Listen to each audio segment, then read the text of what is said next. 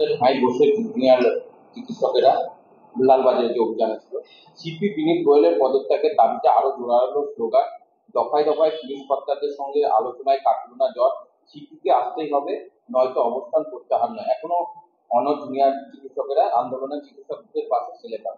গতকাল যে লালবাজার অভিযান করেছে, এখনো পর্যন্ত তারা রাস্তায় বসে আছে। আমি এই আন্দোলনকারীদের আমি সালাম জানাই। তারা আমাদের অনেক শিক্ষা দিচ্ছে লেগে পড়ে থাকার এবং তার সঙ্গে সঙ্গে দৃঢ়তা, মানসিক শক্তি এবং একটা আন্দোলন চালিয়ে যাওয়ার এই অভূতপূর্ব, অভাবনীয় এবং ঐতিহাসিক ঐতিহ্য তারা স্থাপন করলেন বাংলা এবং ভারতবর্ষের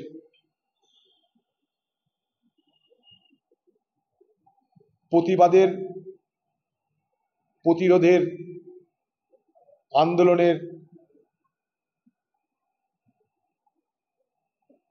আকাশে। বাংলার মুখ্যমন্ত্রী তিনি নিজেও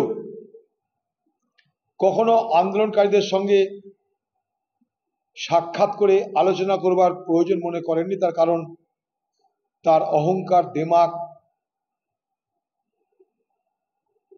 তাকে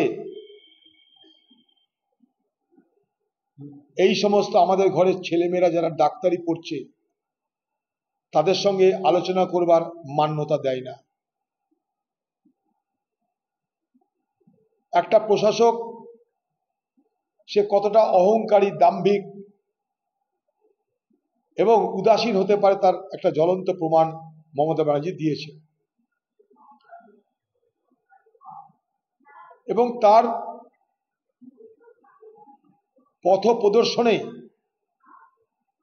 আজকে কলকাতা পুলিশের যিনি সিপি, তিনি এই আন্দোলনকারীদের ইচ্ছা, প্রত্যয়, দৃঢ়তাকে পরোয়া না করে সামান্য কথা বলার সৌজন্যটুকু দেখাচ্ছেন না।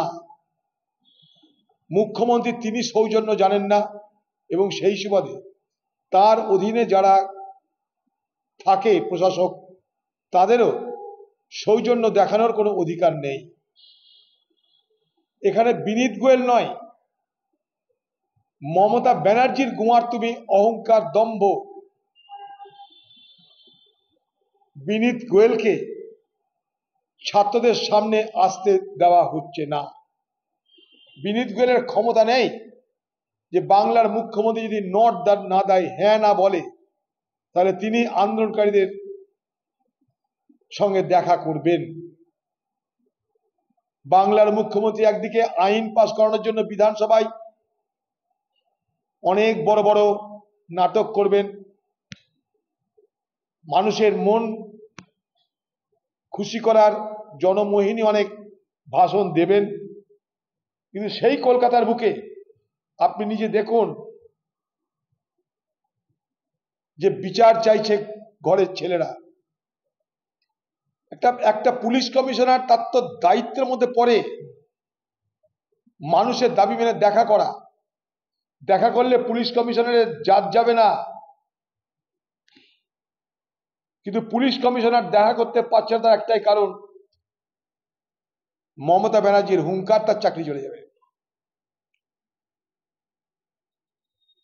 ছাত্ররা অনর, ছাত্রদের দৃঢ়তা দেখে আমি হতবাক হচ্ছি এবং তাদেরকে সালাম ঠুকছি। ছাত্রকুল, আপনারা জিতছেন, আপনারা জিতবেন। আপনাদের এই আন্দোলন মমতা ব্যানার্জিকে মাথা নিচু করিয়েছে, আজকে বিধানসভায় বিল পাস করানোর জন্য বক্তৃতা দিতে বাধ্য করিয়েছে। সবাই জানি আমরা এটা একটা নাটক, কিন্তু নাটক করতে তো বাধ্য হয়েছে। আর কত নাটক দিদির দেখব ভোলা বল, দিদির ভাঁড়ারে রাখা আছে রং বেরঙের ছল। ভারতবর্ষের আইন অনুযায়ী সাজা দেওয়ার পূর্ণ ব্যবস্থা আছে, ফাঁসি, যাবজ্জীবন সহ, পক্সো আইন আছে, সব কিছু আছে। সমস্যা কি বলুন তো? আইন নয়, সমস্যা হচ্ছে আইনের সঠিক প্রয়োগ।